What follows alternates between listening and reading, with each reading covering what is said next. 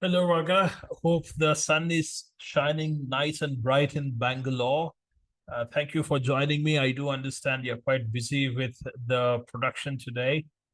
I wanted to get your take on your experience working for APAC Assistance. To begin with, can you quickly talk about your current position at APAC and what do you do?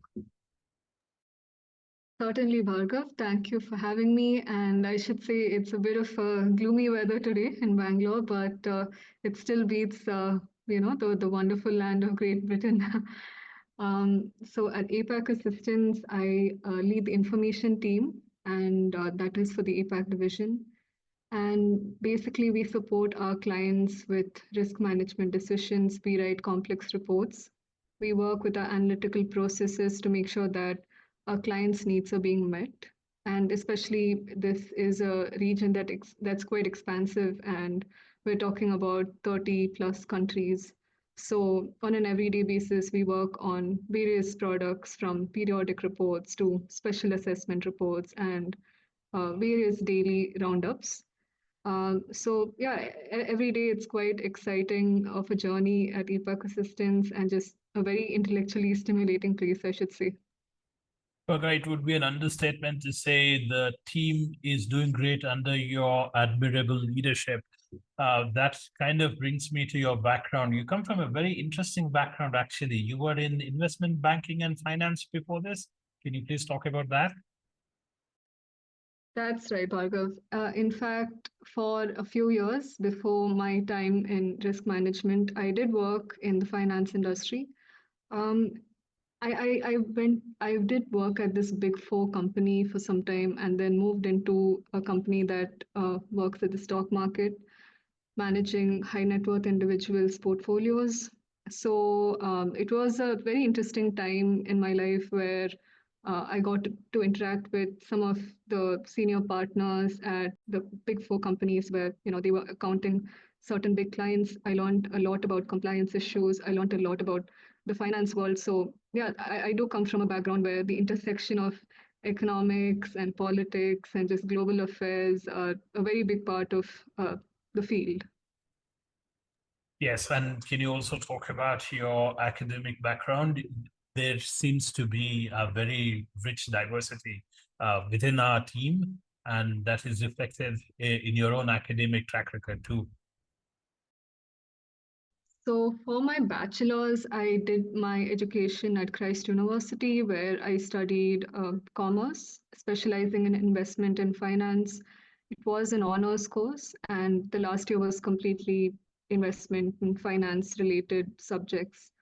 And about a few years into my career in finance, I sort of got into this point in my life where I realized that it wasn't just finance that I wanted to kind of master and study, but I also had a similar interest in politics and geopolitical affairs. And especially because the rise of China was something that was talked a lot in the finance circles, I was curious enough to read up a lot more about it. And it just seemed impossible to understand the rise of China financially without understanding the political developments around it. That just grew me into thinking about just studying politics and international affairs. So that took me to the University of Warwick, where I studied international relations with a specialization in the Asia Pacific region. All right. So, how would you describe this transition in terms of the professional track record from finance to risk management and security? What was your experience like? Well, when you're moving from one field to the other, you would imagine that it is quite chaotic, or there will be sort of a disruptive process to this. But to me personally, and just because I come from this background where I'm quite curious about the world and I read a lot, it did not seem entirely alien. Although there are a lot of things that I had to learn in the risk management sector, which is not necessarily standard practice in the finance world. The kind of people that I met or the kind of knowledge that they came from or the backgrounds that they came from were very different from the finance world. So there were some changes I had to adapt to, but in terms of the professionalism, in terms of the expertise, it has been a very intellectually stimulating journey for me. It I won't say exactly seamless, but it was something which I personally believe that finance and politics intersect, and there are a lot of overlaps in these two, um, knowledge spheres. So it was something where I moved into it sort of smoothly because I kind of have that curiosity to understand a lot about both these fields. All right. Can you elaborate on your experience at APAC Assistance? How was it growing within the team? You started off as an analyst. Today, you are one of the three managers. And how was it working with the senior management and building that team? So when I came in, I think this was around 2020, if I'm not wrong. And it was right before the COVID pandemic hit. I came in at the thick of the huge event, the Black Swan event of COVID-19, and we were a very small team. And at that point of time, and it was very interesting because I'd moved from some very big organizations where a lot of people are largely invisible, whether they are talented or not, quite overlooked. And at APAC Assistance, I had a very different kind of an experience where the individual or the employee is quite valued and their talents are recognized, contributions seen, a voice heard. That's not necessarily the case in a large organization where uh, there's a lot of dynamics at play which are out of your control.